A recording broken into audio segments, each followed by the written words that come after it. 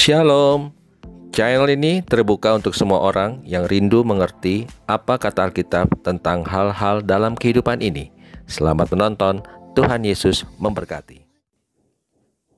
Shalom saudara-saudara terkasih dalam Tuhan Yesus Kristus. Kembali hari ini kita akan belajar dari Alkitab tentang belajar dari kitab Roma bagian kedua, yaitu hukuman Allah terhadap semua orang. Kita bisa baca di dalam Roma 2 ayat 1 sampai 8. Karena itu, hai manusia, siapapun juga engkau yang menghakimi orang lain, engkau sendiri tidak bebas dari salah. Sebab dalam menghakimi orang lain, engkau menghakimi dirimu sendiri. Karena engkau yang menghakimi orang lain melakukan hal-hal yang sama. Tetapi kita tahu bahwa hukuman Allah berlangsung secara jujur atas mereka yang berbuat demikian. Dan engkau, hai manusia, engkau yang menghakimi mereka yang berbuat demikian, sedangkan engkau sendiri melakukannya juga. Adakah engkau sangka bahwa engkau akan luput dari hukuman Allah? Maukah engkau menganggap sepi kekayaan kemurahannya, kesabarannya, dan kelapangan hatinya? Tidakkah engkau tahu bahwa maksud kemurahan Allah ialah menuntun engkau kepada pertobatan? Tetapi oleh kekerasan hatimu yang tidak mau bertobat, engkau menimbun murka atas dirimu sendiri pada hari waktu mana murka dan hukuman Allah yang adil akan dinyatakan. Ia akan membalas setiap orang menurut perbuatannya, yaitu hidup kekal kepada mereka yang dengan tekun berbuat baik, mencari kemuliaan, kehormatan, dan ketidakbinasaan. Tetapi murka dan geram kepada mereka yang mencari kepentingan sendiri, yang tidak taat kepada kebenaran, melainkan taat kepada kelaliman. Jadi, di sini dikatakan bahwasanya hukuman terhadap semua orang. Kita kadang dengan pengetahuan yang kita miliki, merasa berhak untuk menghakimi orang lain yang berbeda dengan kita. Tanpa kita sadar bahwasanya ketika kita menunjuk dengan telunjuk kita pada kesalahan orang lain, maka itu satu jari menuju ke orang itu, sedangkan 4 jari menuju ke diri kita sendiri.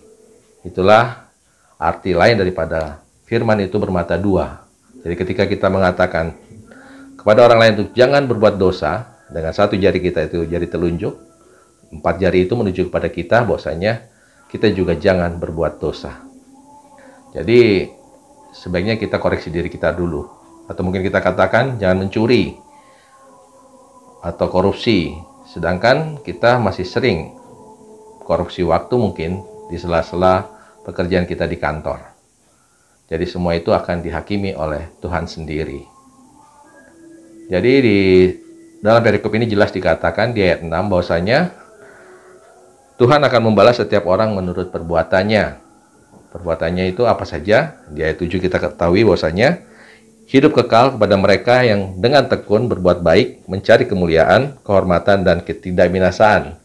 Jadi setelah kita diselamatkan oleh Tuhan Yesus, ada kewajiban asasi kita untuk melakukan selalu hal yang baik, untuk mencari kemuliaan, kehormatan, dan ketidakbinasaan. Jadi hal-hal itu tidak mungkin kita terima secara otomatis setelah kita terima Tuhan Yesus. Tetapi ada aktivitas yang kita lakukan, ada niatan dari hati kita untuk kita melakukannya. Dan di ayat ke-8, tetapi murka dan geram kepada mereka yang mencari kepentingan sendiri, yang tidak taat kepada kebenaran, melainkan taat kepada kelaliman. Jadi kembali katakan, bahwasanya tetap murka Tuhan, murka Allah akan menimpa bagi orang yang sudah percaya namun tetap tidak mau taat pada kebenaran. Jadi di sini jelas ditekankan oleh Rasul Paulus, bahwasanya kita harus bertindak aktif untuk mencari kemuliaan, kehormatan, dan ketidakbinasaan kita, dan menjauhkan segala dosa-dosa kita. Demikianlah firman Tuhan hari ini. Terima kasih sudah menonton, dan Tuhan Yesus memberkati.